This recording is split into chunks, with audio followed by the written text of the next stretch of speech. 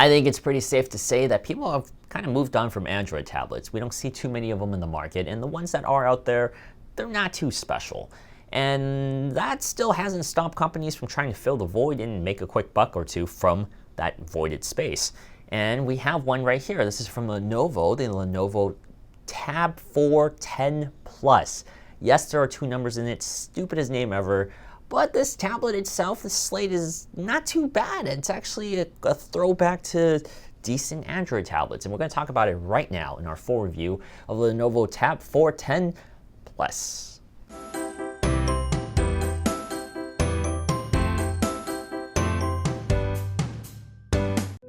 Right off the bat, there are a couple things to really like about the Tab 410 Plus.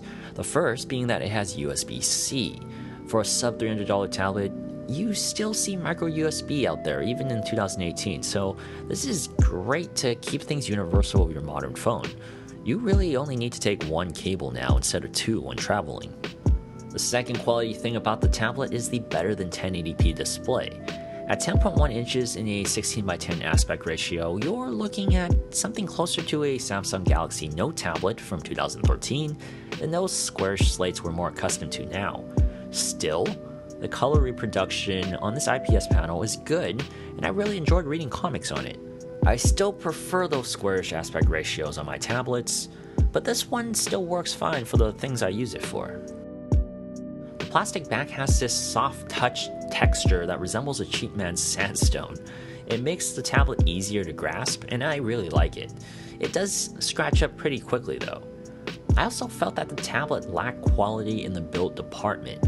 It felt like it could snap in half without much force. And that contradicts other premium things about the build I like, such as the textured power button. It's a weird mixture of cheap but good design.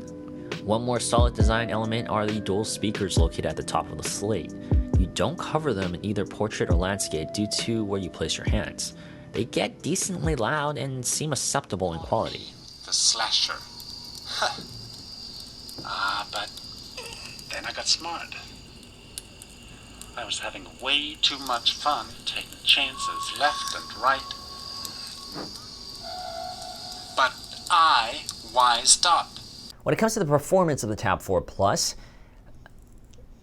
it's a mixed bag. You know, Snapdragon 625, we've seen this processor on phones before. It's the same one as the Redmi 5 Plus and also the Xiaomi Mi A1, both that are phones that I think are pretty good, that I've given good reviews. I've said that those phones run really smoothly for the price point that they sell at.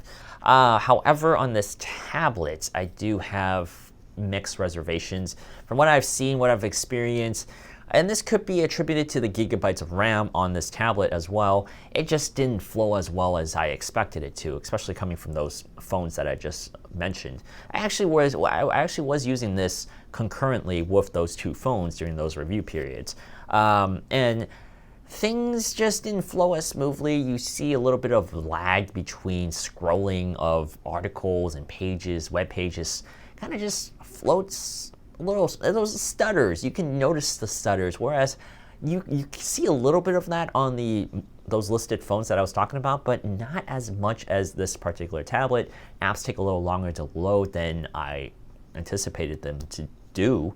So overall, it does its job. All the apps that I use, my suite of apps that I use to test all the phones and all the tablets and everything, they open and they work. They just take a little longer to do it. So if you have a little bit of patience, it fits in with the price point. However, I was expecting it to operate a little smoother than it actually gave me. And once again, I think that attributes to the amount of RAM on this. But for the price point, I guess I could survive with this performance. Some people might say it is a little expensive compared to what you can get for an iPad. And that's true. You know, the new iPads with the processors that Apple uses, they do beat this. You know, anything that is made by Apple with their iPads are better than a Snapdragon 625. Especially like the A10, like that's a better chip than the Snapdragon 625. And if it's offered in the same price range, I do think the iPads are better. But the performance here, it's acceptable, could be a little better though. And seeing how tablets are mainly produced for entertainment uses, the battery life has to hold up. With a 7000 mAh battery, I can tell you that it passes that bar for me.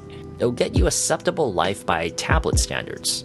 That usually means a couple of movies, gaming, browsing the web, and reading some books.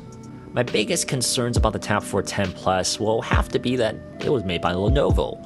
Their Motorola division seems a little better at this, but the Lenovo brand has always been abysmal with updates.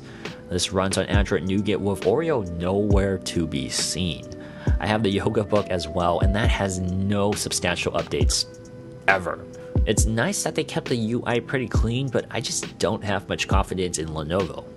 On a lesser note, I also didn't like the fingerprint scanner. It's placed in the landscape mode right dab in the bottom center. I don't like the positioning at all. It's cool that they included one for this price range, but it isn't too accurate and takes multiple attempts almost every time. So, do I recommend a purchase for this Lenovo Tab 410 Plus? Well, that comes down to one thing.